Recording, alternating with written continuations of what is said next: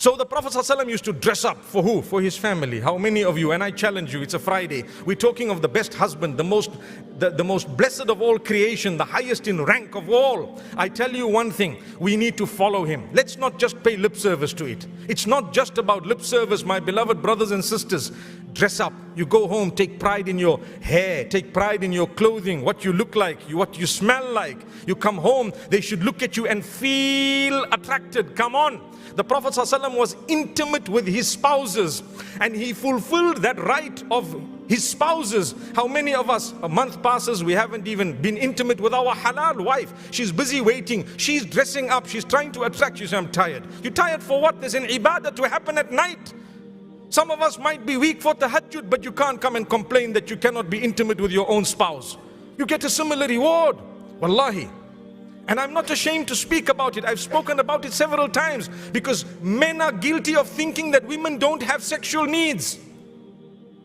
This was the Prophet ﷺ. He tells the companions, "Fi budu'i ahadikum sadaqa." Remember, when you're intimate with your wife and you fulfill her needs and you satisfy her, it is an act of charity. The Sahaba were rightly so. They asked the question, "Oh wow, is it really a charity?"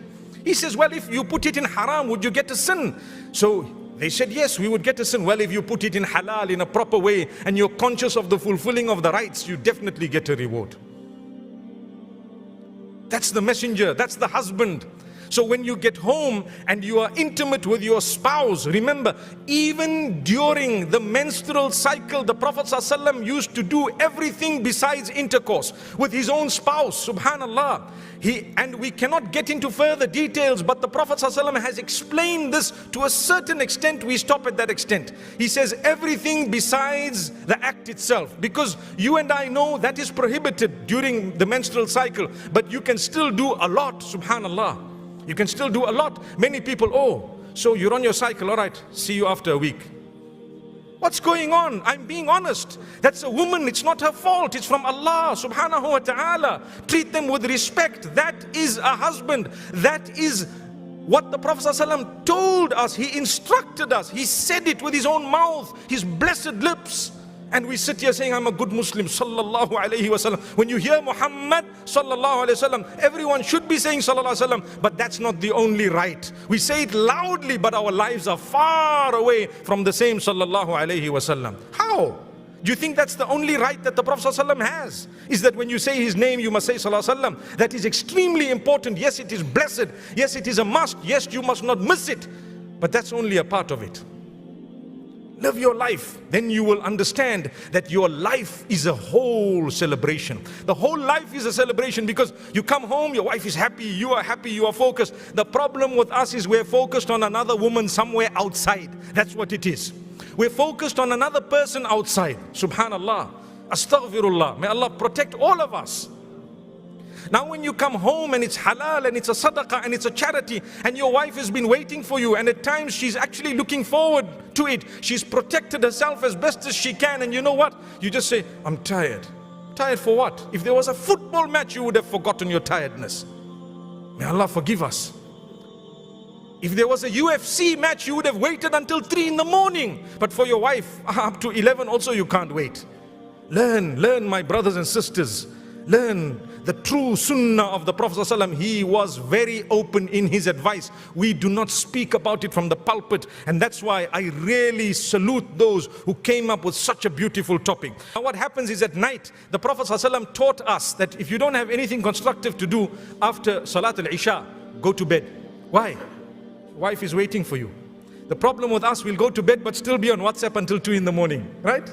Subhanallah. The wife tosses and turns this way and that way. I hope it's not the other way around, mashallah. But tossing, turning, and you're not getting the message. Subhanallah. She's trying to touch you and you say, "Hey, wait." But where is the Islam in you? Your Islam should make you think, why am I taught to come to bed here? For what? I'm supposed to go to bed because I have a spouse. Why did you get married if you don't want to spend the nights with your wife? For what?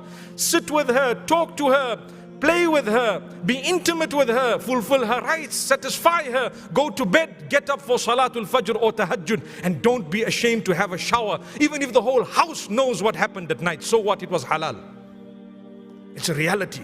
It's an honor. It's an honor for someone to shower early in the morning, and they are thinking to themselves, I wonder what the whole home is going to think, but anyway, I followed Islam, this was Islam. Not ashamed, your children will grow up doing the same thing.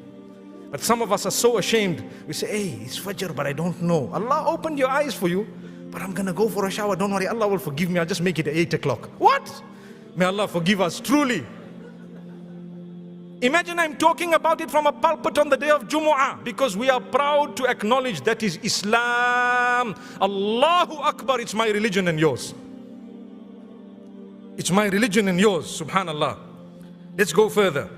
The Prophet ﷺ, at times he had his spouse comb his hair and so on. He played with their hair as well. So much of this romance and intimacy that is described for us, it's actually sad how far we've become. The only sunnah that the men actually talk about, or a lot of them talk about, is